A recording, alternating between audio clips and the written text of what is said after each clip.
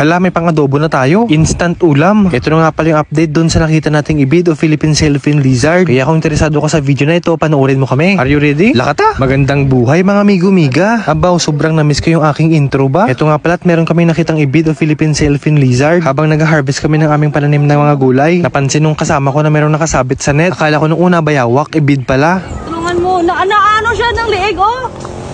Mamatay yan! Uy! Day, mangangagat, day, wag mong ano yun, day. Wala mo siyang ngipin? Day, merong ngipin, May ano ba dyan? Ano? Teka lang, stick. Tela, tela? Tela, ato, kagatin mo muna yan. Ganda ng tinulong mo. Ito muna. Ayun na nga at agad namin siyang tinulungan. Hindi namin alam kung gaano na siya katagal dito. Pero ramdam ko na nanghihina na siya. I-rescue tayo. I-rescue yung wildlife. Diretso gali sa kalaka. Gumamit na lang kami ng tela para pang proteksyon. Para hindi ako makagat. Ay! Pwede mo hawakan. Ito. Saan? Sa leeg. Saan yung leeg? Ang inano ko to baka mag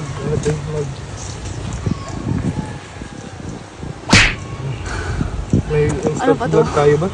Ano ba ginagawa natin sa buhay natin? Instant blood. Akala ko pangat ko dyan, dami kong pimples. Akala ko kasi ang palaya. Akala ko nga patay eh. Sabi ko, ano to? Sorry pero teka lang eh. Kukuha lang ang palaya. Tutulungan ka namin. Kukuha lang ang palaya pero ang gagawin natin papasayain. Oo. Sahog yan mamaya. Sahog yan sa ampalaya. Sarap niyan. Medyo nag-struggle nga kami kasi medyo malaki siya. Tapos nagkabuhol-buhol yung net sa kanyang katawan. Tapos na natin nilalagay. Kuha ka ng basket! Sa ano? Diyan, may laguan doon yung may ano, labador. Yun. Yung bitawan na? Hawak. Biglang ano yan? Tatakbo yan. Nakaplay yan? Oo. Dahil mo bumatay, day. Garrett. May Garrett. Yay! So success. Nakuha namin yung ano. Papakawalan natin siya. Oo. Okay. Papakawalan na. Ready? Ipakawalan mo. May mas malaki kaming ampalaya na nakuha. Yeah. Magaling si Derek. Eh. Gaga ka! Heto na nga at nakuha na namin siya. Pero hindi pa namin alam kung saan namin siya ilalagay. Kung ibabalik ba sa wild o ilalagay na lang sa kawali. Uy, charot lang Napansin din namin na mataba siya. Kaso medyo nanghihina siya. Mukha naman siyang healthy. Kawawa siya. Anuin na lang natin. Pero baka siguro dahil matagal siya na-stuck doon sa net, nanghina siya. Kaya naisip na muna namin na maghanap ng pwedeng paglagyan sa kanya para makapagpalakas siya ulit. Ilalagay na lang muna namin siya doon sa bakanting kulungan. At baka mamaya o bukas si ate na siyang ibabalik sa wild. Pero depende, baka magbago yung isip namin. Baka kasi diretso ito sa kawali, balahaw. Lalo kapag wala kaming maulam baldagid Uy, charot lang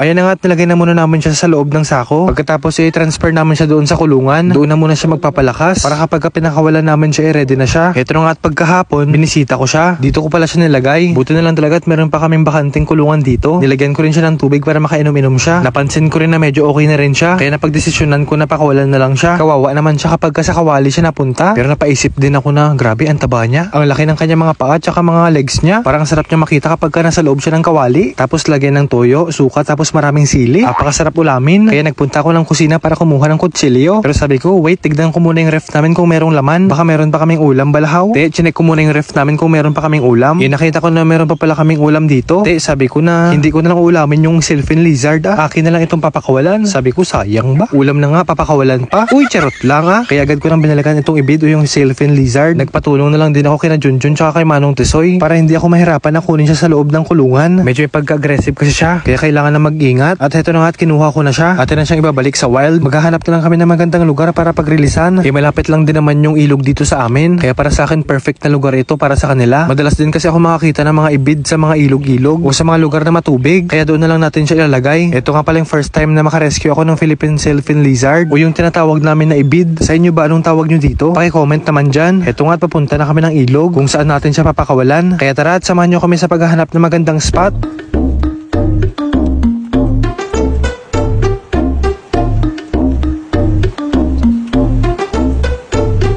Ito na nga, andito na kami sa ilog. Kayo, andyan pa ba kayo? Kaway-kaway dyan sa mga solid viewers natin. Patapusin nyo itong video na ito. Aba, upilitay ba? Ito nga't meron na kami nahanap na spot. Dito ko na lang sa papakawalan sa matubig na parte. Kayo, ready na ba kayo? Sige, panuorin nyo ito. Ready? Go!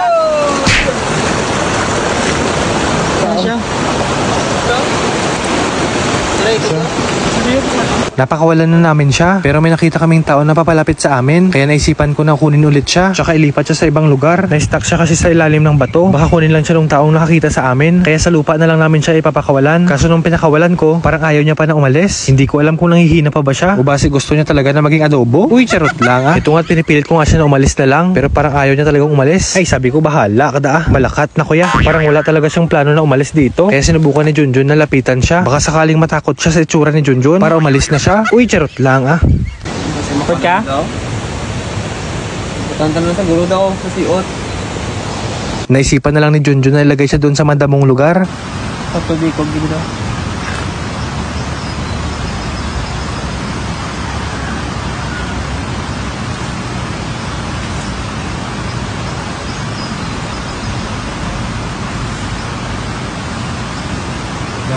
Diyan na lang namin siya nilagay para hindi siya makita ng ibang tao. Para meron din siyang lugar na pwedeng pagtaguan. Pagkatapos namin siyang pakawalan, umalis na rin kami. Humayo siya at magpakarami. O siya, maraming salamat sa panonood. Hanggang sa muli. Paalam!